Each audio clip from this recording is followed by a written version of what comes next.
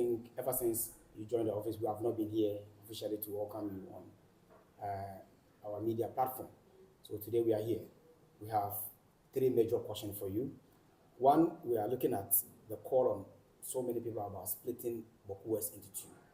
As a DCE, what are the intentions for that call? Then we're also looking at what are some of the major challenges of Bawku West district. Then finally, we look at the abandoned E-block at Sapelega. Thank you so much, Chief. All right. Thank you so much, my brother, and your team from Smart Media.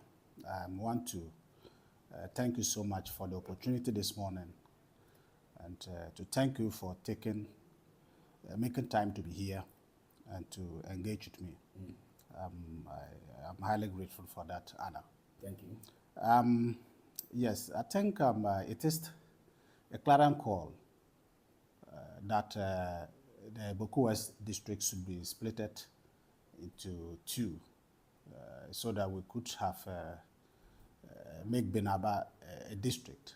And I think that that is a laudable call, looking at the fact that our district is so vast and wide, making development very difficult in terms of having to evenly distribute the little resources we have to be able to meet the wide demand for development in many of the areas in the district. So I think that that call to split the district is a laudable call. And let me emphasize that the call is not misplaced based on the fact that our district as it stands, we are gone past a municipality status. Bawku West have gone past a municipality status? Of course. Wow. For a municipality, the minimum population that we require for a municipality is about 95,000. And as a district, we are 152,000. Wow. And if we are about 152,000 as a district, and I think that the call to split the district is in the right direction. And anybody who is demanding for a split of the Bawku West district is possibly making a good case. And I think that that call I support it strongly, that we should split the district into two. So what would be some of the importance of splitting a district? Well, I think that when we split the district, like I've said earlier, I've spoke about development. We would demand for fair development for the area in terms of our roads, our hospitals, our rural electrification, and many other issues. Yeah. And so because of the wide nature of the district, it is making development, the distribution of resources, not even. Are you getting me? Yeah. And so it becomes very difficult to address the issues as it is required. And so I think that in terms of getting development to every part of the district, I believe that if we divide the district into two, we stand to gain more than having just only the Bawku West district. And I think that if we want to actually develop the place by way of providing the required developmental issues that are needed in the district, I believe that dividing the district is good for us. Okay. So what is the biggest challenge of the Bawku West district since you took over? I think that the Bawku West district had suffered so much in terms of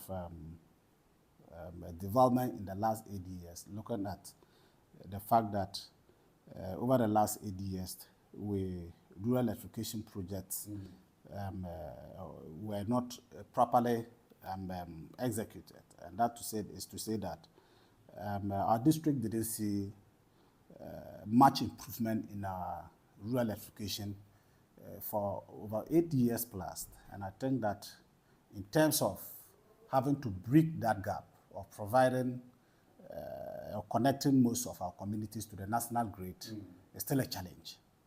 It's still a challenge. And I think that because of the fact that we've lacked in that area, the demand for rural electrification is very high.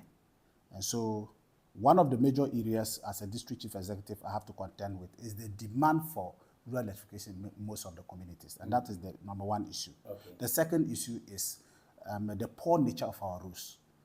Our roads for a very long time have not seen an improvement.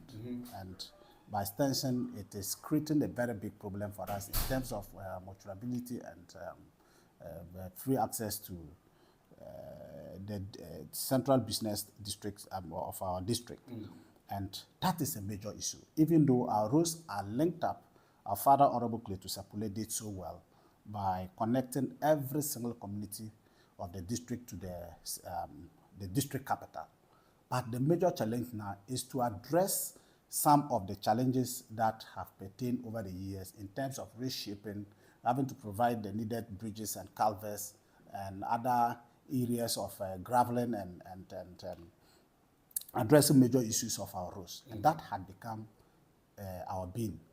And I'm saying this because as a district, we cannot boast of a single tarred road in the district. Apart from the highway that passes through the district town to Bawku, we don't have a single tarred road. And that should tell you the gap we have in terms of our road network or development in our road sector. It is a big challenge. Before you would, from Zebula to Binaba, the road is very bad. From Zebula to Sapelaga, it is very bad. Zebula to Binaba is very bad. From Zebula to Tanga, very bad. Many of the areas that are linked up to the district capital, like I have said, our father did very well. He connected, he opened up the district so well by way of our roads and many other areas. But they've not seen, roads aside that, at every material moment you need to maintain them, reshape them, either gravel them or of a sort to be able to keep them in their right shape. And that has not been done for a very long time. So because of that, there's a serious problem in the area of our roads. Another issue is about the fact that apart from the Zebula District Hospital, which is currently serving as a referral center to most of the facilities within the Kusak Belt, Zebula District Hospital has become a referral center. And so because of that, there's pressure on the limited facilities we have as a district hospital.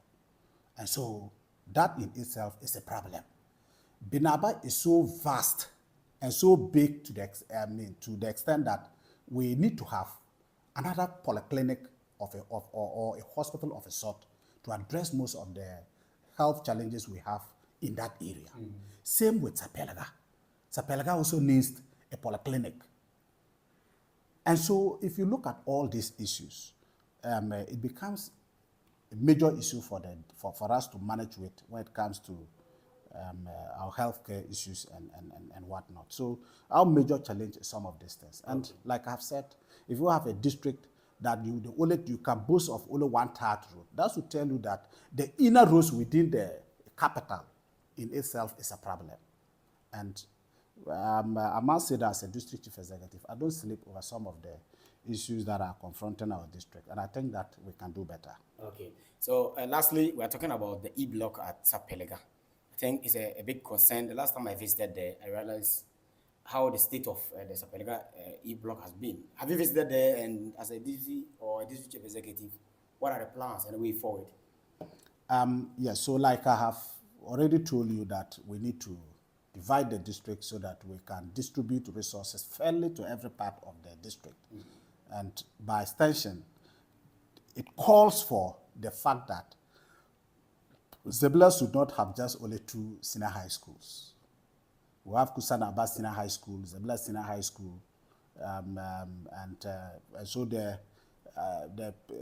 as while President John Mahama's administration, his first term, thought it wise that as a district, we need to open up our, we need to make education accessible to our people. And so started the Sapelga Community Day School. It was moving smoothly until we lost power, that much attention was not paid, or the previous government did not prioritize that facility by completing it. And so, fortunately, since the inception of His Excellency John Dramani Mahama in his last term, the contractor had gone back to site. Some work of a sort have begun, but I believe that if a contract was awarded somewhere in 2015, 2016, thereabout, you cannot still be, the amount of money that was allocated for that project can't finish it as we speak today. And so some review process ought to take place so that that project can be revised for the contractor to come back to site and complete it. But the hard work and the passion the contractor has, and also being our own brother and father, thought it wise that, look, I have to, even though the necessary processes have not been, procurement processes have not been completed, but I have to get back and continue the project. And so we are seeing some level of, work being done by the contractor. Last month or two, I was there. I saw the extent of work the contractor had gone, and I believe that we only need some few support of a sort to be able to get him complete the project for us. So okay. I think that it's on course, even though we still call for the fact that the various necessary processes should be executed as speedily as possible to be able to help the contractor complete the project for that. But right. I must, before I complete, I want to add that even though we have Kusanaba as one of our senior high schools, the state at which the school is currently is sad. It is sad because the school lacks basic facilities that could aid learning, teaching and learning in the school. An example is the fact that a senior high school of this nature doesn't have an administration block. Currently, the headmaster is operating in a classroom. And that is bad. It is unacceptable that the administration block was ripped up over 5 years ago, and as we speak today, the school is operating, the entire administration is run in classrooms. And that to tell you the trouble the school is going through. Apart from that, it is the Kusanaba Senior High School cannot boast of even a pickup, one pickup for the headmaster or the staff to use to run for other administrative activities. It is just not there. I remember the headmaster was paying me a visit, and he came with the school bus. That is what the Kusanaba Senior High School is going through currently, and it's not acceptable. It's not acceptable because if we are serious and we are minded about our kids who are there and they are Ghanaian children who deserves better from us, I think that as a country we can do better. And I think that last week I was with the headmaster. We spoke extensively about the administration block, and I said, look, as a district, we'll get it fixed. We'll quickly work on the administration block, which was ripped off by rainstorm some years back. We'll do our best to put it back on shape so that he can continue to. But we are calling on our duty bearers. I know our government is a working government, it's a listening government, and we take education serious. I am pleading with the education minister, Honorable Haruna Idrisu, to at least help us in that area. At least, we are not asking for too much. Get us a pickup, even a pickup for the headmaster to be able to run administrative activities in the school.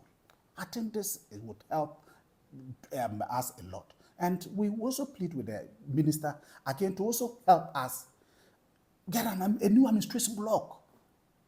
We get a new administration block. And I believe that if we're able to get some of this, Jim, we provided most of the facilities we currently see in the school, and I believe that is not. The district, we are in distress in many areas. in terms of some of the areas I have mentioned. And another area I won't forget is the Kusanaba Vocational School, now the Kusanaba Technical School. Okay. It's an eyesore. It's an eyesore. You would not believe that. That is a school that is supposed to train our kids in the area of their handwork and whatnot, technical area, aspect. It is just not good enough. It's not good enough. So, and I think that, like we're pleading with the education minister to listen to us. He should equally do something about the Kusanaba Technical School. And I think that if we're able to address some of these things, it will give the people some hope and some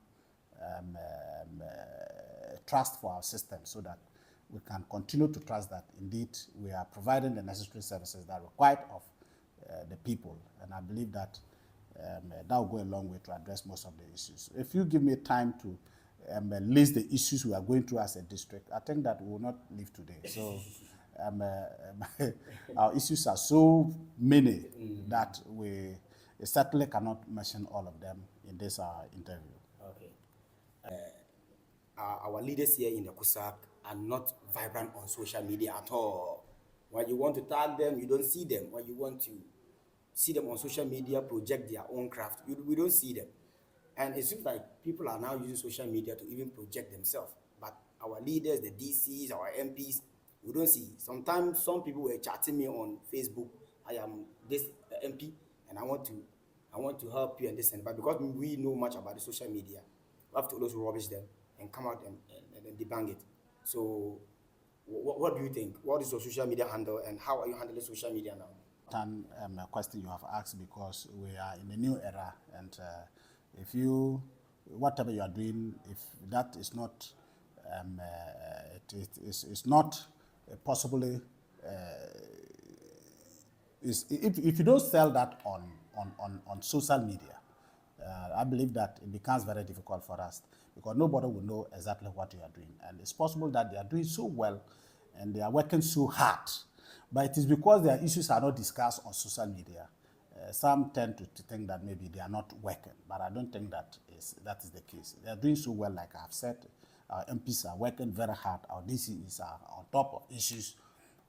We're not resting on our oars, because we think that we have a lot in our hands, and that is basically what we are doing. Just as you have said, of course, social media is important, and it is one of the areas that we can sell our issues. We can drum on the issues that we are doing so well. And I think that it could rather be a call that even though we are doing our best, but we can do more.